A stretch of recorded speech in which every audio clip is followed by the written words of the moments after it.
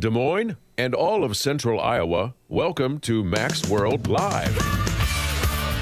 Mac's World is your world. Every day we talk about the issues and topics that matter most to you. And as always, it's your voice we want to hear in Mac's World. So join the conversation by calling 515-244-0077. And now, here's the host of Mac's World Live, J. Michael McCoy. All right, good afternoon. 6 minutes after the hour of 3 o'clock on the 5th day of April in the Lord's year 2016. I'm J. Michael McCoy, and welcome to the Tuesday edition of Mac's World Live. Scheduled in the 4 o'clock hour is, of course, Tom Coates as my regular co-host.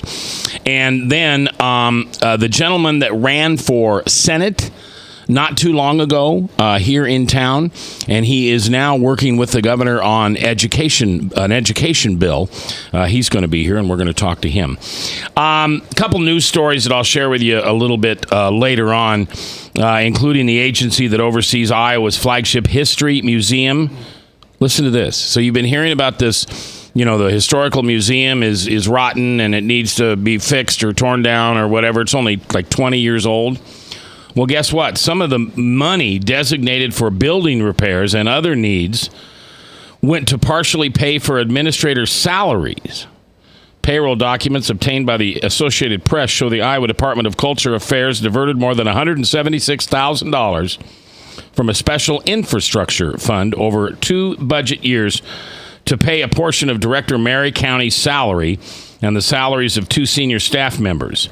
Iowa law specifies infrastructure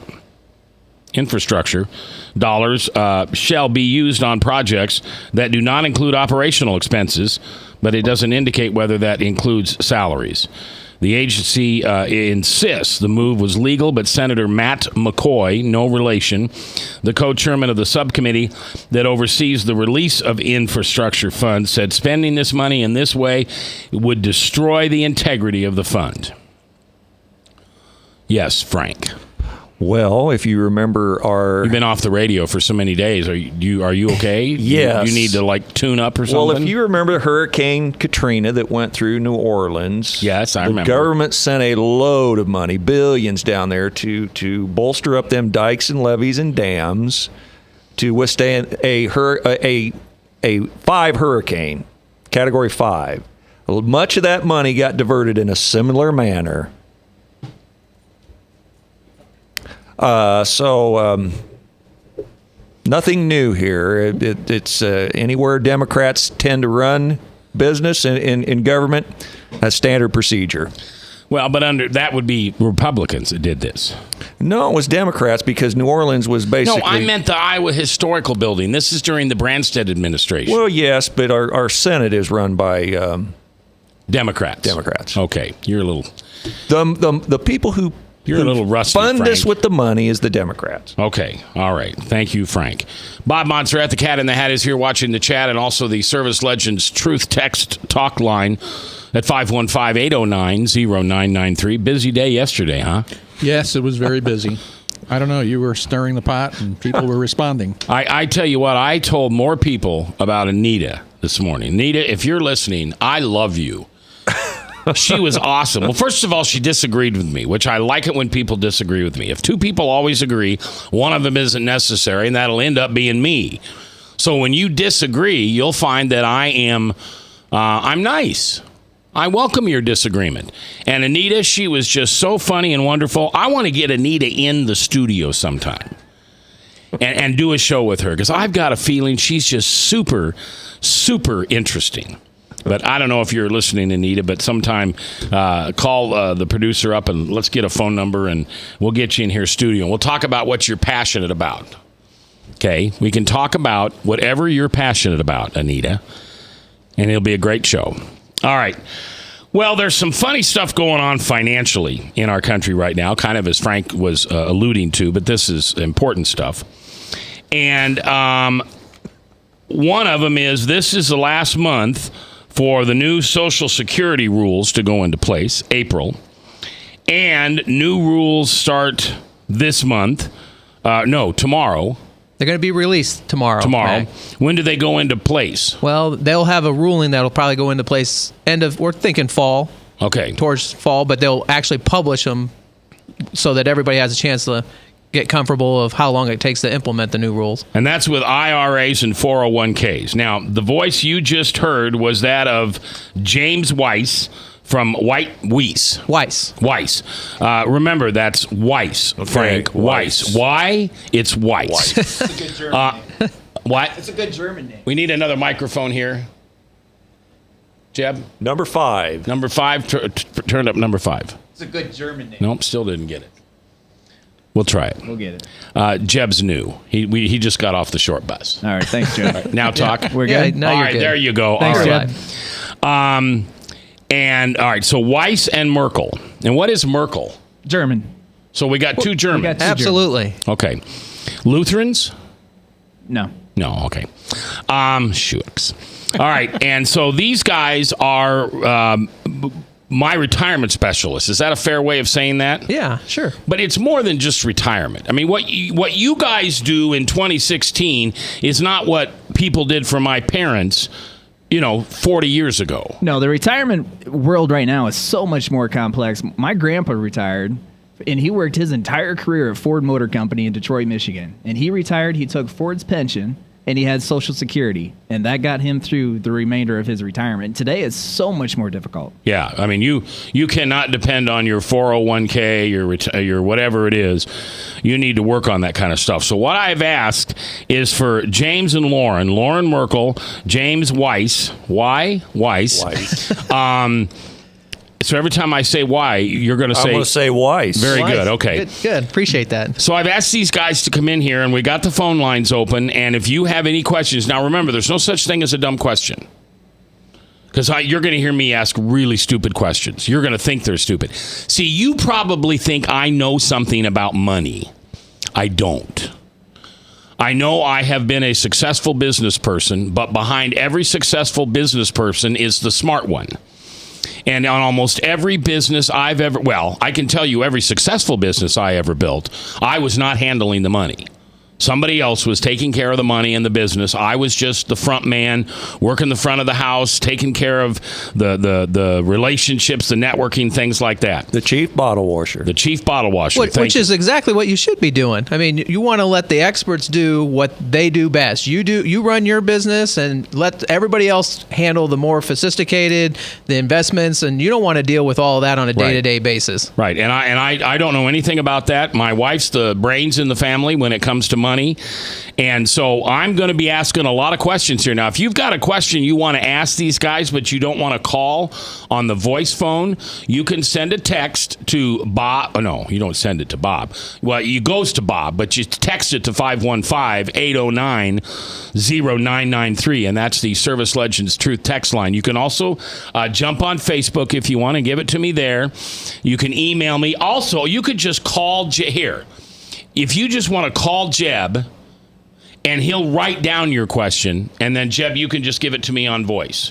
Because some people don't have smartphones, or they don't want to text, or they don't know how to text, and et cetera. So there's no such thing as a dumb question here, because it is getting more and more and more difficult to live comfortably to the ages that the medical community has us living to. Now, thanks to the Affordable Care Act, we probably won't be living that long anymore. So Obama took care of that for us with the death panels.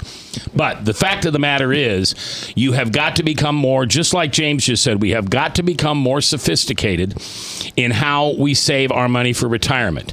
And if you don't want to be sophisticated, then I've got a couple guys in here who are very sophisticated when it comes to money, and they'll be able to answer those questions. So, yeah, Mac, you remember when you shared in your office that picture of the first step of the man on the moon? Yeah. And I thought that was a pretty powerful piece. And a lot of times I share with clients, when we think about life expectancies and how much that's changing the medical, there's more technology in this Apple iPhone than what put that first man on the moon. Yep. Well, that technology is also in the medical side of it, too, with all the cures and the life expectancies. A lot of people are not anticipating spending 30 or even 35 years in retirement. A lot of the things and the strategies that we put together wasn't designed to spend half of our life working and then half of our life just playing in retirement. We have to have really specific goals, and we have to have that outline to make that successful. It's not that you can't do it. You just have to have the right strategies to make that last maybe 30 or 40 years. Well, and we're going to talk today about new rules. Absolutely. I mean, the government is just intrusive in how all that stuff's done. Frank?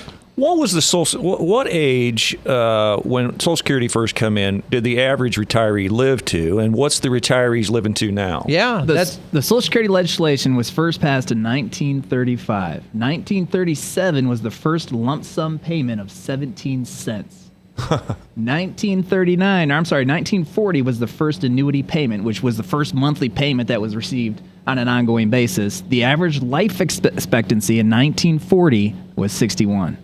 61. And we retired at 65. The retirement age was 65. There was not a 62 age option in 1940. Wow. I heard a lot of stories about people who retired and they died before they got their first retirement check. Yeah. The average life expectancy 61. You couldn't collect your first check until age 65. So what's the average people living to now? The average life expectancy now is just updated this year. So for men, the average life expectancy is 86, and for women, it's 89. Whoa. So when we talk about the complexities of retirement, one of the most complex avenues or aspects of retirement is are you going to outlive your money? Because you might live 30 years in retirement or more. All right, my guests today are Lauren Merkle and James Weiss. Weiss. And they are with Weiss and Merkle, and they're retirement specialists. And I've got them on here to answer some questions, not only for me, but for you. And when we come back, we'll begin that conversation. Thanks for listening. I'm J. Michael McCoy. If I haven't told you lately, love this job. Couldn't do it without you. Right here on The Truth.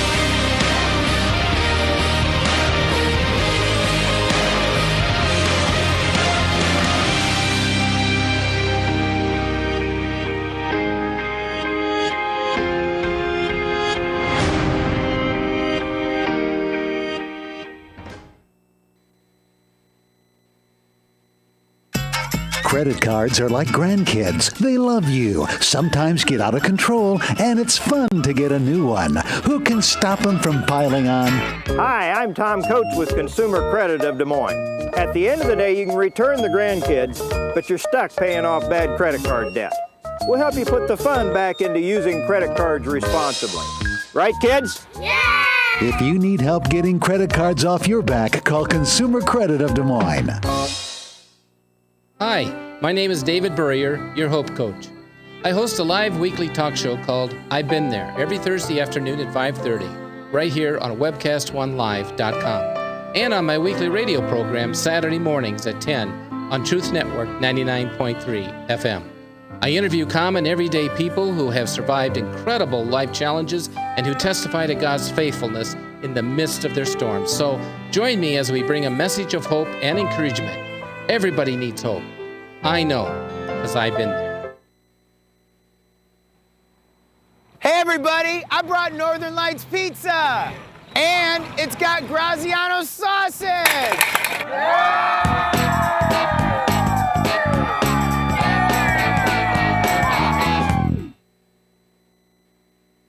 Rockton Prevention is celebrating 25 years of creating a caring community. We want to say thank you to the tens of thousands of Rock High School mentors that have carried our message of health, love, and encouragement to over 1.5 million children, teachers, and parents. Our mentors teach children methods and skills to prevent bullying and drug use. Thank you to all the school administrators, teachers, and counselors for their opportunity to serve you. Rock on, fair citizens, rock on! This is Pat McManus for Rock and Prevention, the Richard O. Jacobson Foundation, and this station. From the RE/MAX Real Estate Concept Studios, this is Webcast One Live.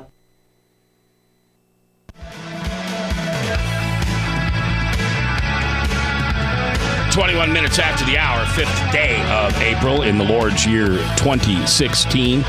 I'm J. Michael McCoy. Thanks for joining us this afternoon in Mac's World. Mark Jacobs, the gentleman who ran for state senator and did not get through the primaries. He is very active in Governor Branstad's administration, and one of his passions is education. And he plans on being here in the next hour with Tom Coates, as we'll talk a little bit about education. We've been talking about some real heavy social issues a lot lately, and and I'm sorry, we're not going to lighten up. I think it's important to get information like this out there, and this type of information has really not been something that's been a hot topic on talk radio over the last few years, because it's not sexy, and it's not exciting, and it's not bleeding, because if it bleeds, it leads. But this is real common sense stuff that I just feel a responsibility to give to you. And if you're 21 years old listening to this and going, "Oh, phooey, I don't need to listen to anything about retirement," that's exactly the age of the guy that we're aiming at right now. Right. Is that 21-year-old along with that 41-year-old. That's right. I mean, I wish I would have understood retirement back when I was 21. Yeah, they don't teach this in school. Did you ever take a class that says, "How do I elect Social Security benefits"? No. I mean, it doesn't exist. I took basket weaving, and I did well. The sooner you get started, the easier this is going to be. Yeah, somebody told me the other day that they had found out at age 55, when they retired early, they had a successful company, that if they had saved another $75 a week into retirement, it would have doubled his retirement. Absolutely. That compounding interest, seventh wonder of the world. Seventh wonder of the world. All right. 515-244-0077. That's the voice line. You can call in. Your voice is welcome on the show today. Or you can just tell Jeb your question. Jeb's our producer. No, not that Jeb. He got booted out of Iowa. He wouldn't be a welcome here anymore. He's the former governor of Florida. Not that Jeb. I've never met another Jeb, though. Have you ever known another Jeb? Have not. I don't know Jebs. I mean, there was Jedediah from the Clampetts, but never mentioned another Jeb. So I have a unique opportunity here with the new Jeb. All right, so we have a call, and Jeb just told me that the person on the phone waiting is a concerned Christian. All right, we will bring them on. Hi, you're live in Mac's World. How are you today? I'm fine, thank you. How are you? Good. You have a question for our retirement specialists? I do. What happens to retirement accounts if our government should happen to file for bankruptcy or perform a bail-in? All right, ask that again. What happens to retirement accounts? What happens to retirement accounts if our government should have to go belly up financially, seeing as how when our current president gets out, we're probably going to be over $20 trillion in debt, or the government decides to do a bail-in? Yeah, that's a great question. The government decides to do a what? A bail-in. Bail-in. So instead of a bail-out, a bail-in. So that's kind of like what we did to GM?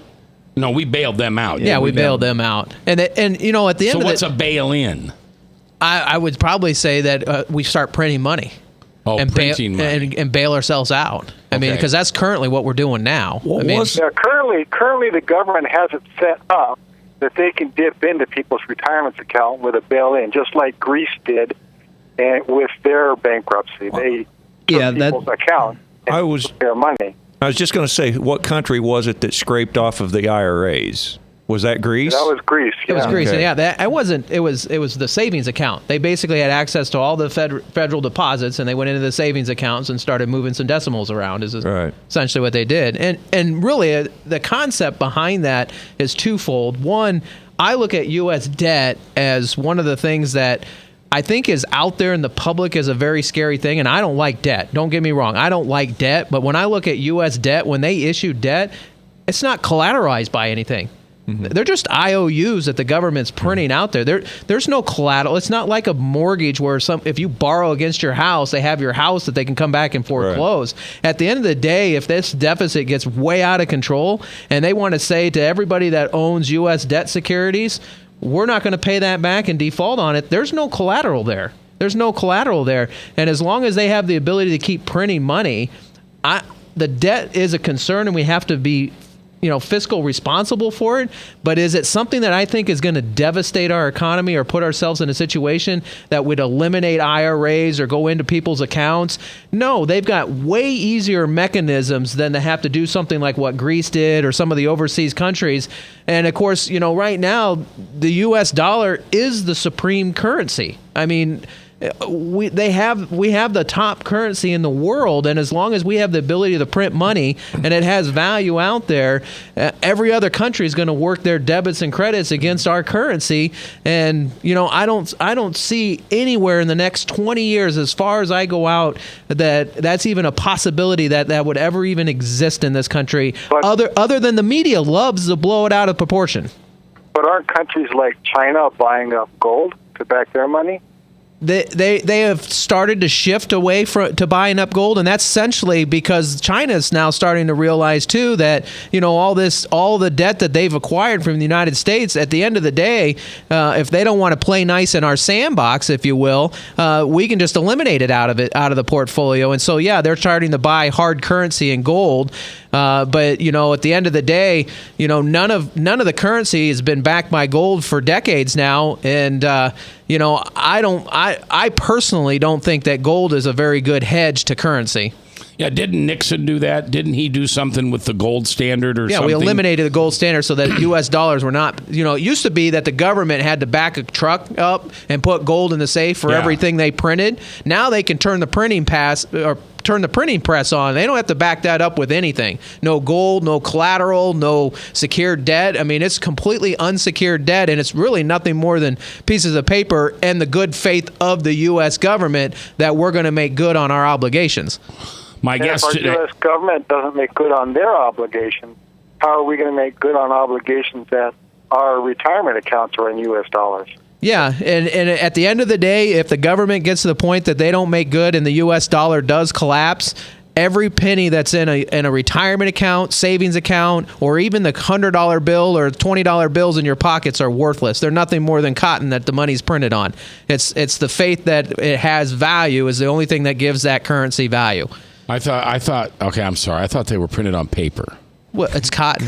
Cotton? Yeah, it's cotton fiber that's in there. So when you put it through the wash, it doesn't totally disintegrate like your receipts from the bar bill. See, I didn't know that. Our money used to be backed by gold, clearly. Now it's backed by what they call the petrodollar. Can you explain why our dollar strengthens or weakens as pertained to oil production?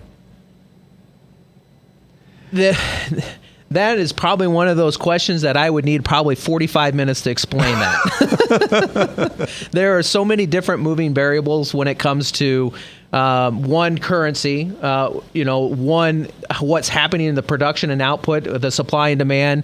And of course, there's some manipulation that happens with OPEC too that affects currency pricing. At the end of the day, all of those types of things that put pressure, whether the value is increased or decreased, is done in a market. And a market's a perfect efficiency factor that whatever variable it's inputted, whether prices of oil are going down or prices of gas are going up, all of that gets even out at the end of the day. So the dollar is relatively strong right now, right? Absolutely. Yes. Yeah, because think of it. Are some countries moving away from the dollar? They are moving away from it because most overseas countries, they're in a 0% interest rate environment, a negative interest rate environment. Think about that. If you're overseas in Europe, there's banks out there, you give them $100,000 and they promise you in 4 years to give you $98,000 back. You have to pay them $2,000 to hold on to your dollars.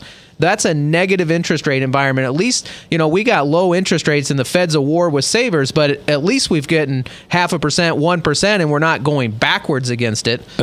James, did you just make a joke? Because why would I give you $100,000 to get 98 back? Well, I got to pay for the safe to put that money into and hire why armed would guard. I give him $100,000? I don't know. Well, in reality, you wouldn't. So what we're seeing, James is right. In some European countries, there is a negative interest rate environment, but the banks are eating that. So it's cutting against their margins. And so as a customer of the bank, they're not necessarily saying, you give me 100, I'm going to give you 98 back. You're going to give them 100, they're going to give you 100 back, and then they're going to eat it on their margins, is what's taking place right now. Haven't banks in our country already started to do that? where they charge you for writing checks, or they charge you for walking up to using a teller? Yeah, absolutely. ATM fees. I call it the tic-tac game. Every time you turn around, checking account, order new checks, and let's say, okay, they give you a quarter basis points on your checking account, but they charge you $5 for every transaction. Well, it doesn't take too many transactions to figure out that 3 cents that they were going to pay on your $10,000 checking account doesn't cover it. Yeah, it's interesting because I have done business with Bankers Trust here in town for years and years, and they went through a board change a few years ago. And Bankers Trust was famous for being a very inexpensive bank to work with. Now, I closed my accounts. Right. I took them someplace else because every time I turned around, I was getting charged something for something. Yeah. So what's the best thing to invest money in since you're not getting radio any interest on savings accounts? What do you put your money in that really can get you some interest or get you some return? Well, I mean, that's going to be specific for everybody's situation, but I think the listeners need to understand at the end of the day, there's only 3 worlds of money. That's it. There's only 3 worlds of money. The first world is the stock market. That's anything at risk. I say anything that can go up in value or anything that can go down. Right. I don't care if that's stocks, bonds, ETF, mutual funds, real estate. I mean, I can't tell you how many real estate agents told me for decades, buy real estate. It never goes down. Well, I think we learned a lesson in 08 about that. Yeah, well, no kidding. That anything that loses value, that's what I call at risk. That's what I call the red world of money, the stock market or at risk money.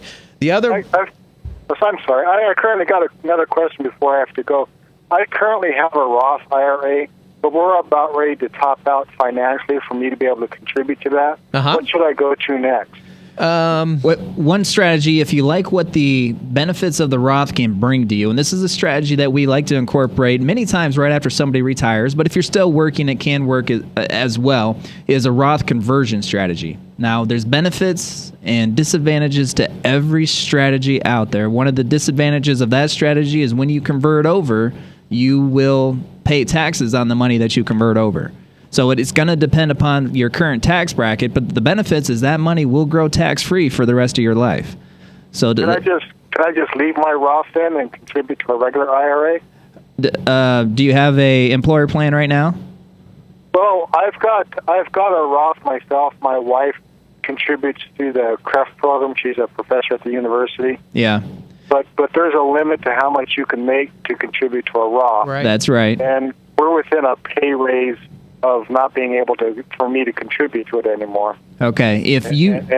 Can I just leave that untouched once we pass that mark? Yeah, you can leave that untouched. You don't have to move that. In fact, I would encourage you probably not to. You can contribute to a traditional IRA and make deductions if you do not have an employer plan that you're currently eligible to contribute to. I'm currently just a spouse. My wife's the smart one in my family. Yeah. Are you over 50? I am. Okay, then you can contribute up to $6,500 to a traditional IRA, and you should be able to deduct that because you do not have an employer plan eligible to contribute to. Okay, well, thank you for your time. You guys have a God-filled day. Hey, you too, and thanks for listening. I appreciate it. 515-240-0993. No, what? 244. 515-244-0077. Thank you, Frank. I appreciate that. That's the call-in line, and then Bob is watching the Service Legends Truth text line at 515-809-0993. Feel free to ask any questions through that, and if you don't want to come on the air, you could just call Jeb at 244-0077 and give him the question, and we'll ask him that. The folks from Weiss and Merkle in the studio today talking about taxes and retirement. Next, live. I have 2 questions. Northern Lights Pizza's amazing garlic butter makes amazing breadsticks. Now available in 12-ounce bottles at Northern Lights, Hy-Vee, and Graziano's. Northern Lights Pizza. I'm Brian Leach, owner of Service Legends, and my position is Chief Talent Officer. I'm Nicholas Wonderscheid. I am Bernie Hobbs. And I'm the Service Manager. Marketing Director and Client Relations Manager. Everything that we do is about ensuring that we exceed your expectations. Our clients are important to us. 100% satisfaction. We're not just focused on heating and cooling. That's the easiest part of our job, actually, is fixing furnaces and air conditioners. Everyone that we come in touch with, we want to improve lives. Bottom line is, we've got our installation guarantees, 25% energy savings guarantee, comfort guarantee, temperature selection guarantee, property protection guarantee. 100% satisfaction guaranteed. fixed rate or it's free. All of those guarantees are backed up with a 100% money back guarantee to hold ourselves accountable to making sure that you get what you're after. Just fixing the problem today. If they have another problem 5 days down the road, it's still fixed rate or it's free. We use what's called straightforward pricing. Our technicians are going to give you an exact to-the-penny price on what it's going to take before they move forward with any repair. That way you know what to expect. It's the same price every day. No surprises. If you get off work at 5 o'clock in the afternoon, you come home, you realize that, oh, my furnace is broken. Now you need to call somebody out that night. You shouldn't have to pay more for that. We're guaranteeing service 24/7. We run afternoons, evenings, nights, weekends. We're staffed to work that. Phone rings at 3 in the morning. You'll get one of our representatives answering the phone every time. We're not sending you out to Timbuktu in some call center. It's our Service Legend team members, our mission control team. I'll take a call anytime. And then they answer the phones the same way during the day as they do at night. It's a great day at your service company. How can we make you smile? That's the only way to provide true 24-hour service. When you're able to let somebody actually live in their home safely when they weren't able to do that before, where they don't have to stay up at night and worry about, is the heat going to come back on? Are we going to freeze the pipes? Is the baby in the room next door going to be sick because they got too cold? When you're able to help somebody overcome challenges like that, that's impacting a life. That makes a difference. I get goosebumps thinking about it. I love the team. I love the people that I work with. We have fun, but we work hard. I call them my ambassadors of legendary service. If you could just envision what that is, that's who we're sending to your home. They literally will call in, pick up the phone and call and say, hey, I want to talk to your manager. And I get on the phone, they're like, that technician that was at my house was the greatest technician ever. That's cool to me. We want to brighten people's days. Every person that we have going into the house has gone through an extensive background check. Drug testing, we have a very thorough interview process that 1 out of 140 people make it through. If we promise you something, that's what you're going to get, no matter what. We're here when you need us to protect the safety and comfort of your family. If you're not happy, we're going to make it right. If we're willing to put 100% money back guarantee on what we do, what type of work do you think we do? Give us a call. We're there for you 24/7, 365 days a year. Enough said.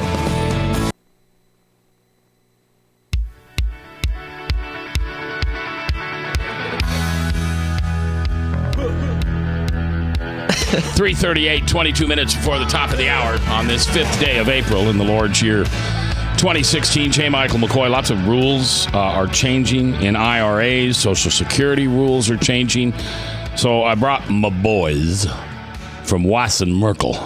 You guys sound like a hit gang, you know, from the cowboy days. John Wayne and Dean Martin. I want to talk to you about Weiss and Merkle. Thanks, Mac. I appreciate that. We could get you like a wanted poster. Wanted, dead or alive. Weiss and Merkle. Anyway, I brought these guys in today to help understand some of this stuff because I don't really understand it very well. Now, this Thursday and next Thursday, on the 7th and 14th of April, they're putting on what you call Empowered University. Empower or Empowered? Empower. Empower University. And tell me what that is. At the Empower University, it's a 2-hour per night university where we talk about the ins and outs of how do you get to and through retirement. So specifically, what people will learn about is how do you avoid the tax torpedo? Okay. How do you wade through the up to 81 different Social Security options that you may have in retirement? All right, and you're not trying to sell them anything. This is no, not at all. Okay, yeah, we don't even talk about product because we say product's only about that about an inch high as far as the importance in retirement planning. Okay. It's really the strategy. That's 4 hours of pure strategy that Lauren and I are going to share over 30 years worth of wisdom that we've been doing this. So, you know, the internet's everywhere, isn't it? Yeah. I mean, we got information everywhere. We're starving in information, Mac. We need the wisdom. Do you know who said you can't believe everything you read on the internet? Mac McCoy. Abraham Lincoln. Good old Honest Abe knew that way back there in 1860. That was pretty insightful. Yeah, it was. And then Al Gore turned around and invented the internet. He said the internet. I'm pretty sure that was him. He was channeling Abe Lincoln. And the movie Love Story was written after his life. Whose? Al Gore, Ally McGraw, and what was the other guy? No. Yes, he said the movie Love Story was written after his life. Oh, he said. Well, he doesn't know jack. All right. So here's what's going on. They've got this 2-night, 2-hour seminar for you and your significant other, and we're going to give you, if you call in, and we're not going to have to put you on the air, and this isn't like a contest, but the next 5 people that call in, You'll get free tickets to this. It's usually a $50 deal, so which isn't really bad. It's $12.50 an hour. I mean, if you think about that. Well, they also get a 133-page workbook that we're going to go through case examples and help them understand. Here's potential cracks that money might be falling through those cracks for them, and here's specific steps that you can take to put yourself, even if they're not even done 1 ounce of retirement planning, they'll leave with that class with a little bit of direction. All right, so if you'd like to go to that class, call Jeb up, and just all I need is your name and contact information. I don't need anything, in particular. No social security number, no anything like that. I just need to know how to get a hold of you. So Weiss and Merkle can get a hold of you and invite you to this session. All right, so we want to go to the phones now where Ed is standing by. Ed, you're live with Lauren Merkle and James Weiss. What's your question today? Yeah, well, thanks for taking my call. You bet. Thank you for listening. I have IRA invested in mutual funds right now, but it's been losing money last couple of years. I've been told an index fund is better. What's your opinion on that? Thanks for calling in, Ed. This is one of the topics that we talk about quite a bit at any of the classes that we teach. Mutual funds are one of the most prominent investment vehicles in this industry, primarily because they're one of the only options that are offered underneath 401k plans. They are also one of the most misunderstood types of investment vehicles. There's good and bad to everything. The benefit of a mutual fund is it gives you access to professional investment management. So, Ed, you're not the one that's out there researching whether or not you want to buy AT&T or sell Verizon. You have a professional team doing that. The disadvantages of the mutual funds, and this could be potentially why your mutual funds are not doing as well as you think they should be, is because of all the hidden expenses that are embedded within those funds. All the hidden like we expenses. were talking a minute ago, like bank costs and stuff. Well, here's the deal. With that prospectus, Ed, with the mutual funds that you own, Ed, you have a prospectus for each one of them. In that prospectus, it will show you probably somewhere around page 3 what you're paying from an internal expense. That's a percentage that you're paying every single year. What that percentage does not tell you is how much you're paying in additional costs, which are usually 2 to 3 times more than what is reported in the prospectus. So just to give you some recent study information.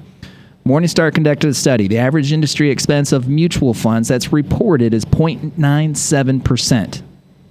The 0.9, so less than 1%. Okay. Less than 1%. Forbes did a study that said the total average cost in the industry of mutual funds is 3.1%. So that's almost 3 times what they report in that prospectus. So what we do and what you want to do is do an investment analysis of what are you really paying for investment expenses in your portfolio. The highest one we've ever seen was over 8%. Wow. How are you going to make money paying 8% in expenses? You know what the prospectus said that fee was of that mutual fund? It was less than 1%. But it came out at 7. Yeah. Okay. Yeah. So you have it. So at the end of the year, if you lost 10%, then what happened is you really only lost 2%. Wow. Because there's 8% fee, and you don't see that because it comes out of the daily performance of your fund. Wow. And so that's legal? That's legal because in the prospectus there's specific terminology, which I'm sure anybody who owns a mutual fund is just dying to go through every single page of that prospectus. Yeah, I don't think so. If you want a good nap, that's a great way to do it. Yeah. Ed, did we get your question answered? Well, I've been told index fund is better investment. What do they think about index funds? Yeah, that's index funds are usually going to be held out there as supposedly better because index funds are passive, so there's no active management. But let's think about that. So let's say you use an S&P 500 index fund. Well, now you've got a pool of investments that are no reason why they're there. You've just got the top 500 companies for no reason. I mean, they don't have to have superior management. They don't have to have a good business model. They don't have to be the top of their peers. They don't have to be profitable. If they make the top 500 companies, they're in that index fund. That doesn't sound like a good place to put your hard-earned money. Ed, you hold on for a second. Jeb's going to put you on hold and then take your information, and we'll get you some complimentary tickets to the Weiss and Merkle Empower University, which is happening this Thursday, the 7th, and next Thursday, the 14th. Bob is on the Service Legends Truth Text line. Bob, what do you got? Yeah, well, I'll start with the first one that came in on chat. And if I don't read this, I'm in trouble with these chatsters, okay? Okay. Well, yeah, the chatsters, they'll like protest. They're going to give me grief. Okay. Trumpsters and chatsters, they'll get you. The question is, what do you think about Dave Ramsey and Financial Peace University? Dave Ramsey is absolutely amazing in the wisdom that he provides for people as far as budgeting and allocating resources in a very responsible manner. So one of the deficiencies of the advice he gives is if you specifically look at the investment advice he gives, what he says is invest 25% international, 25% large cap, 25% small cap, etc. And that's across the board advice. You know, what a 25-year-old who's looking to accumulate wealth, just sock away a couple $100 a month, has completely different investment goals and ambitions than what a 65-year-old has. So it's always dangerous just to give across-the-board advice. But as far as the logic that he portrays as far as budgeting and not going into debt, absolutely fantastic. A follow-up just from me, yeah. But I know that Ramsey is against using credit cards. Yes. Right. He's a debit when needed and cash. Yeah. What do you guys think of that? Psychologically, it's right on because it's so much easier to use a credit card because it doesn't feel like your money. And he uses the envelope strategy. So if you have $200 a month budgeted for groceries, put $200 in your grocery envelope and then pay cash for, and when you're out, you're out. Mm-hmm. But psychologically, when you're paying cash for something, it's much more meaningful than swiping a credit card. Okay, we are with Weiss and Merkle today. You can ask questions. Plus, we're giving away some seats at their Weiss and Merkle Empower University. That's coming up this Thursday and next Thursday. 244-0077. We'll be back live here on The Truth.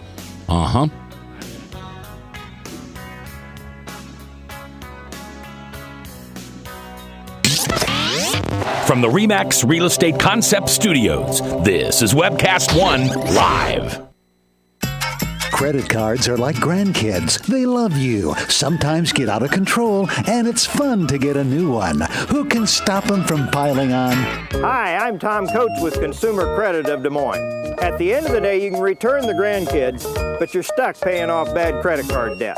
We'll help you put the fun back into using credit cards responsibly. Right, kids? Yeah! If you need help getting credit cards off your back, call Consumer Credit of Des Moines. Rock and Prevention is celebrating 25 years of creating a caring community. We want to say thank you to the tens of thousands of Rock High School mentors that have carried our message of health, love, and encouragement to over 1.5 million children, teachers, and parents. Our mentors teach children methods and skills to prevent bullying and drug use. Thank you to all the school administrators, teachers, and counselors for their opportunity to serve you. Rock on, fair citizens. Rock on.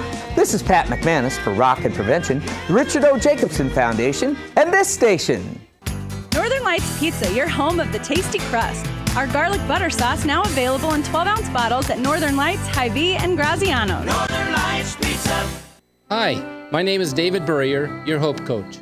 I host a live weekly talk show called I've Been There every Thursday afternoon at 5:30, right here on webcast1live.com, and on my weekly radio program Saturday mornings at 10 on Truth Network 99.3 FM. I interview common, everyday people who have survived incredible life challenges and who testify to God's faithfulness in the midst of their storms. So join me as we bring a message of hope and encouragement. Everybody needs hope. I know, because I've been there. From the RE/MAX Real Estate Concept Studios, this is Webcast 1 Live. 10 minutes before the top of the hour, Salem Radio Network News at the top, and then Mark Jacobs, former senatorial candidate in the state of Iowa, and now working with the Branstad administration in improving education in Iowa, and that's like investments. That's another thing I don't understand. So Mark will be here along with Tom Coates, and that'll be coming up here next hour live in Mac's World. All right, we've got a caller. I want to go to him in a second, but first you have another question on the Service Legends Truth Talk text line. Yeah, it's kind of a follow-up to the credit card that I was talking about earlier before the break. But what about if you have financial maturity to pay off your card every month? Some cards are actually paying users to use their card, or you get air miles. Not smart for a lot of people, but if you have the discipline. Yeah, I at the end of the day, I think if maturity comes into play, credit cards are great. And I typically say if you're over 40, that's about when it starts. Anybody that's younger typically has a hard time registering how much money is really outflowing out of that credit card. And it's so easy to get to the end of the month and realize that paycheck doesn't cover all 31 days. And of course, the first thing that goes, the credit card balance rolls over to the following month, and they're back in that cycle of winning the game and charging you at 16, 17, 18%. However, if you're at the point in your life cycle where you're actually, paying that off every single month, I say the game needs to shift. It needs to go to the credit card companies because we need more people to use those frequent flyer miles, use those points, rack up those things so that they get those rewards, because I'm gonna be willing to bet that they had to go through that emotional process of understanding how to use credit properly, that they're now responsible enough that they can actually get some of those rewards back and start, taking their family on a trip if they get, great frequent flyer miles and things like that. Mm-hmm. Okay. Jeb, do you have a question? Hey, I have a question for you, James. I'm 22 years old, and I don't have a credit card, but I'm looking to get one. I mean, what's your recommendation as far as getting a credit card at this age? Trying to find the absolute lowest APR. APR is the one number you're looking for, and that's what the percentage that they're going to charge you for the whole year of holding any type of interest. I would say your first credit card, if it's under 16% in this environment, you're doing well. Serious? That's where they start. 16%? For the start your credit out, that's where they're at. See, I don't have credit cards. I have an American Express, which is the fancy one, so unlimited. And then my wife has a MasterCard and a Visa, and she uses those. I won't use them. But the good news is, if it is 16%, as long as you're zeroing out that balance every single month, that number doesn't matter. Well, you have to do that with an American Express. Right. Don't you? Yeah. Or at least they told me I did. Yeah. Maybe I can save some money. Well, you don't have to, but they're going to start charging you fees if you don't. Yeah, no, I don't like fees. All right, I got a question, and then we're going to get to the gentleman online, but I have a question here on Facebook. Silly question, but I'd like to know the answer. If we can print money, why don't we just print ourselves out of debt? Comes from Amy. Well, essentially, whenever you print money, you have to. There's debits and credits. So the fact that we are printing money, you can't have credits on both sides. So if we start printing money, it has to go as a debit on the other side. So you can't ever outprint debt. It just doesn't work in the math world. Well, the math world, the math genius. Well, if America owes $20 trillion and we can print up all the money we want, why don't we? I mean, I'm with Amy. Why don't we just print up $20 trillion and pay off the debt, and now we're debt free? We certainly could, but it would get messy in a hurry. And really, the mess would start with the credit rating agencies downgrading the United States, which that would really. But what do we care about credit? We're debt free. Because the interest on the national debt would go sky high. We're already paying $400 billion a year in interest alone. Right. On the national debt. And that'll increase as the interest rates do rise, which is one of the reasons that interest rates has stayed as low as they have for so long. And since we were talking about credit cards, it's the same concept. You can't outspend yourself out of debt. Yeah. Same principle. All right, let's go to the phones. 515-244-0077. Ron is standing by. Ron, what question do you have for Weiss and Merkle? I was wondering about the wisdom of removing money from an IRA to help free up income by paying off medical debt. Is that a good idea or a bad idea? Yeah, that can be a great idea because that is one of the uses of qualified money, because all money that's in an IRA or 401k eventually has to be taxable. And if you use it for like first-time home buyers or higher education or medical types of expenses, you do get the advantage of some tax breaks on that. So yes, that could be a pretty good strategy depending on what your tax situation looks like. Okay, the question I have, kind of to follow up on that, I have about $54,000 in the IRA. I'm sorry, I misasked the question. I wanted to take money out of the IRA to pay off the house, so that would free up money to pay off medical debt. Oh, see, that's a different scenario. So that doesn't work that way, because if you take money out of it, if it's not used for a first-time home buyer and you're under age 59 and a half, you're subject to a 10% premature distribution penalty, and that full amount that you're taking out is fully taxable as ordinary income. Sure. It's like a W-2 check. I'm actually over 59 and a half, so I don't have to pay the penalty anymore. Yeah, that's great. Whether you're using the IRA distributions to pay off your medical debt or the house debt, what you want to have is a strategic plan in place. Sure. Because any dollar you take out will be fully taxable at your ordinary income tax bracket, but you can plan it in a way that you could pay an overall total less amount of tax. You just have to be really careful about how you take it out. Okay. Sounds good. Thanks. You're welcome. Thank you very much. 515-244-0077.